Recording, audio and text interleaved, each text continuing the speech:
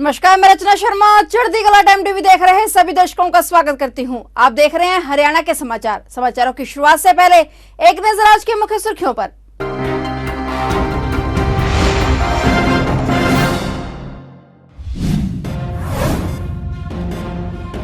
हरियाणा में कर्मचारियों को बड़ा तोहफा, सरकार ने 9% बढ़ाया महंगाई भत्ता। हरियाणा में बंद के दौरान किसानों ने बहादुरगढ़ में किया हाईवे जाम, वाहनों की लगी लंबी लाइनें, जाम लगाने वालों में महिलाएं भी हुई शामिल। हिसार में बेटों को जहर पिलाने वाले पिता ने इलाज के दौरान तोड़ा दम, मरने से पहले बोला होगी गलती।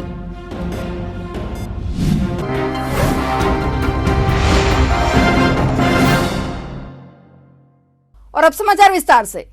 हरियाणा सरकार ने कर्मचारियों और पेंशनरों को बड़ी राहत दी है। सरकार ने छठे वेतन आयोग की सिफारिशों के अनुसार वेतन और पेंशन ले रहे कर्मचारियों को 9% महंगाई भत्ता बढ़ाने का फैसला किया है। इस फैसले के बाद महंगाई भत्ता 212% से बढ़ाकर 221 हो गया है। राज्य के वित्त विभाग के द्वारा इस बाबत आदेश जारी कर दिए गए हैं। आदेश में कहा गया कि जुलाई में मिलने वाली जून की तनख्वाह और पेंशन में बढ़ा हुआ महंगाई भत्ता शामिल होगा। अच्छी बात यह भी है कि कर्मचारियों और पेंशनरों को 5 महीने का एरियर भी सरकार के द्वारा दिया जाएगा। बता दें कि हरियाणा में 7वें वेतन आयोग के अनुसार वेतन ले रहे 2,85,000 कर्मचारियों और 2,62,000 पेंशनर्स को 34% महंगाई भत्ता दिया जा रहा है।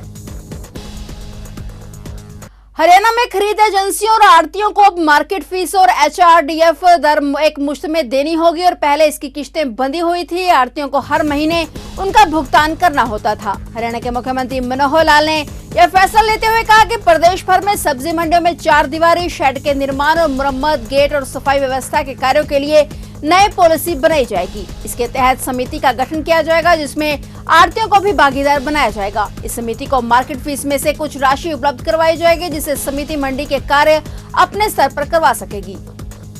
व्यापारियों की जो कई बार हानि होती है, उनको नुकसान होता है, उसका बीमा ये करवाया जाए, इसका भी हमारा प्रयत्न चल रहा है। हम लोगों ने व्यापारी कल्याण बोर्ड के माध्यम से व्यापारियों को जो सामूहिक बीमा योजना है, चाहे दुर्घटना बीमा योजना है, चाहे क्षतिपूर्ति बीमा योजना है, उसके लिए भी योजना बनाई है कि आपके ऐसा जो क्षति भरपाई है इसका इंतजाम करें। प्रधानमंत्री जी ने छोटे व्यापारियों के लिए लघु व्यापारी मानधन योजना जो बनाई है, वर्ष में 6,000 रुपये की राशि उनको सीधी दी जाती है और छोटे जो रेडी वाले, खोमचे वाले और जो इस प्रकार का छोटा व्यापार करने वाले, रेडी लगाने वाले, उनको भी प्रधानमंत्री स्वनिधि योजना के माध्यम से 10,000 रुपये से लेकर और 1 लाख रुपए तक का जो लोन दिया जाता है, उससे उनको भी बहुत सुविधा हो रही है। मित्रों, आपको ध्यान होगा फरवरी 2016 में जब व्यापारियों का बड़ा नुकसान हुआ था, जो आंदोलन था, उस आंदोलन की जो क्षतिपूर्ति थी हमने तुरंत कर दी थी और हरियाणा में इस प्रकार का घटना कभी ना हो इसके लिए बहुत से इंतजाम भी हमने किए।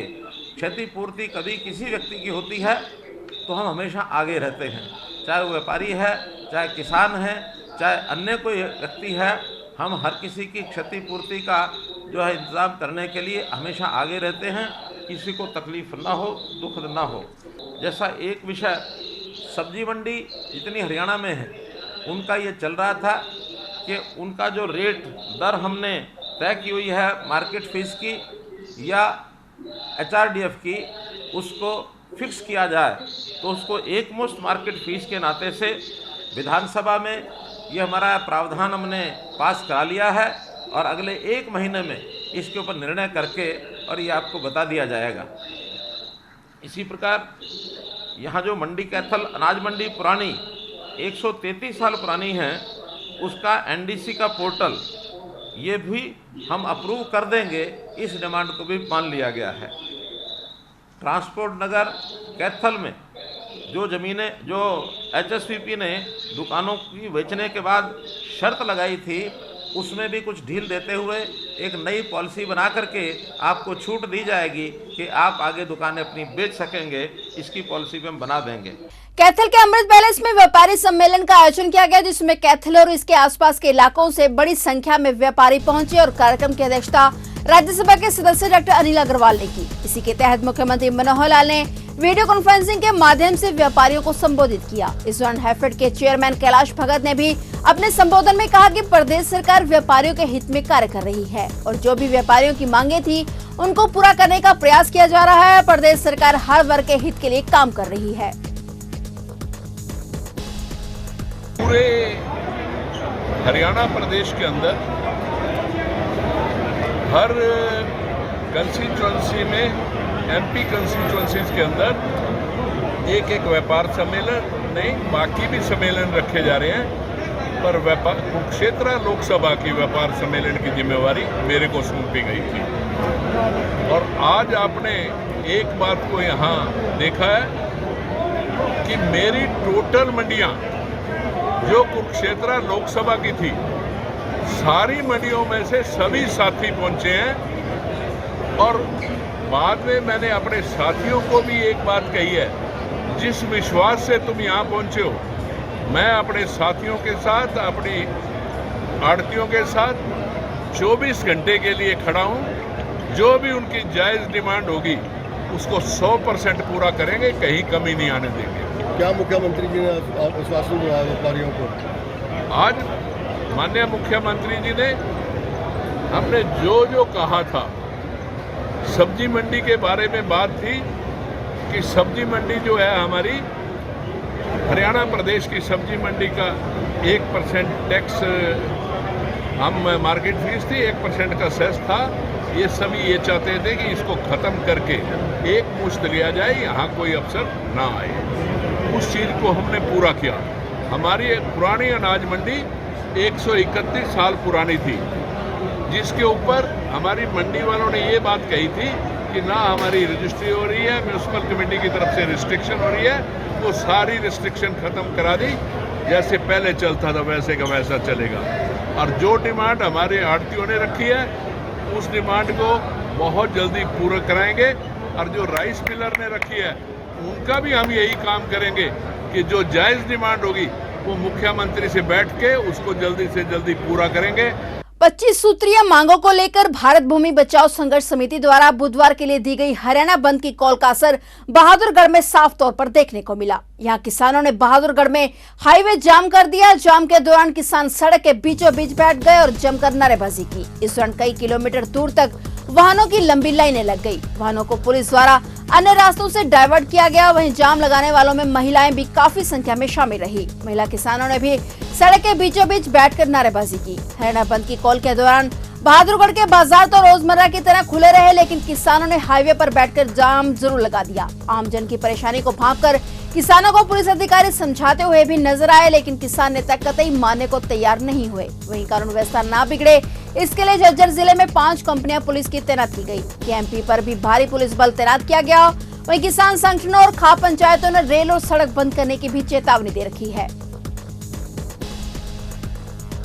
हिसार जिले में पत्नी के साथ झगड़ा करके दोनों बच्चों और खुद कीटनाशक पीने वाले बाप की मौत हो गई। अग्रोहा मेडिकल कॉलेज में इलाज के दौरान उसने दम तोड़ दिया। बताया जा रहा है कि बलराज इलाज के दौरान परिजनों से खुद को बचाने की गुहार लगाता रहा। वह बार बार यही कहता रहा कि उससे गलती हो गई, उसे बचा लो, लेकिन कीटनाशक का असर पूरे शरीर में फैलने के बाद उसने दम तोड़ दिया। जबकि उसके बेटे की हालत अब खतरे से बाहर है। परिजनों के मुताबिक बलराज शराब पीने का आदी था और पत्नी के साथ लड़ता झगड़ता था। इस बार भी दोनों में झगड़ा इतना हुआ कि उसकी पत्नी बलराज के खिलाफ शिकायत देने थाने चली गई। पुलिस ने उसे फोन किया और थाने में आने के लिए कहा।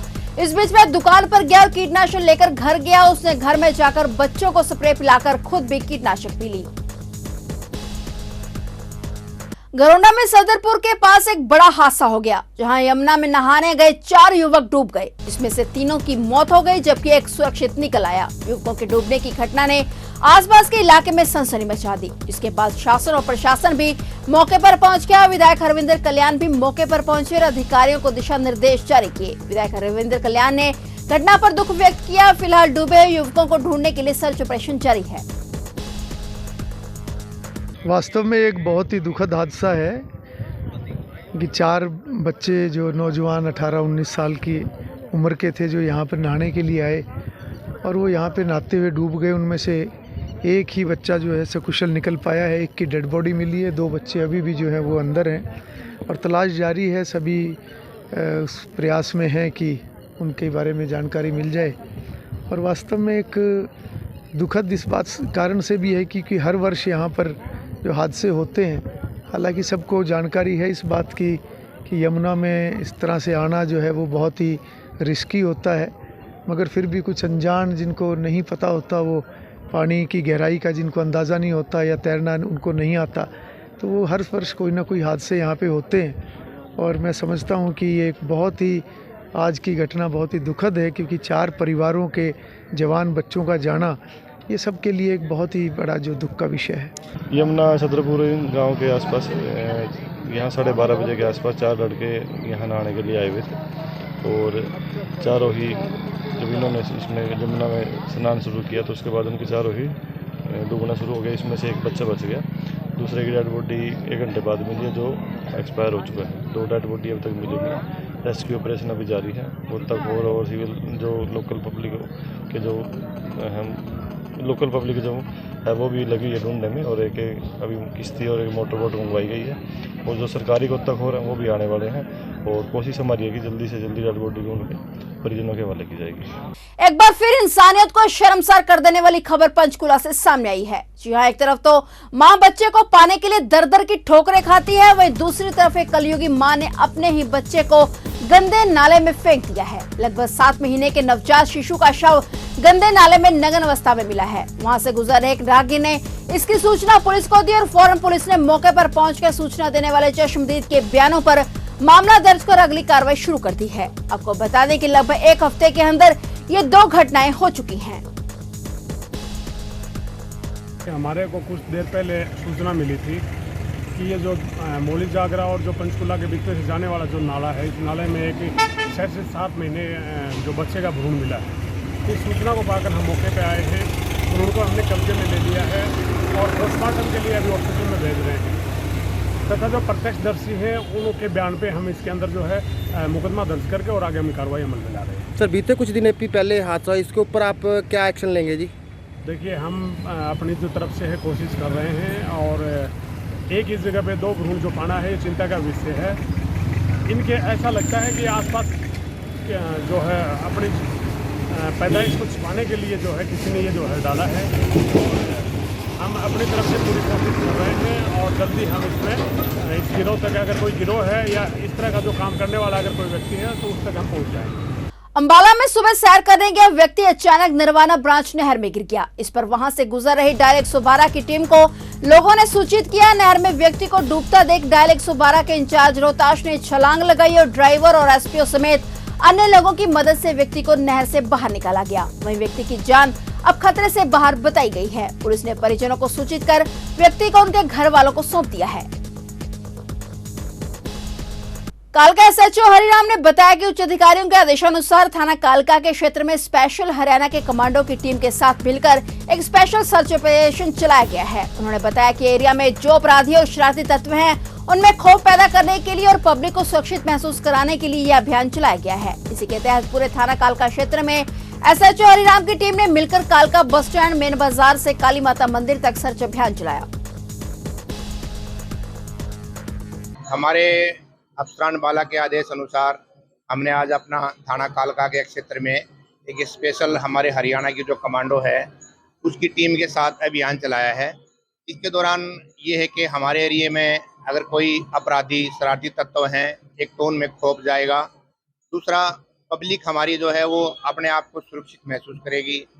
ये हमने अपराधों की रोकथाम के लिए और अपराधियों में भय पैदा करने के लिए एक सर्च अभियान चलाया है। ये मैंने अपने पूरे थाना कालका के क्षेत्र में सर्च करवाई है खुद अपने साथ टीम को लेके, और ये बाकी थानों के एरियो में भी लगातार जारी है। तो ये थे हरियाणा के समाचार और नए समाचारों के साथ फिर से हाजिर होंगे। तब तक के लिए देखते रहिए चढ़ती कला टाइम टीवी और अब मुझे दीजिए इजाजत। धन्यवाद।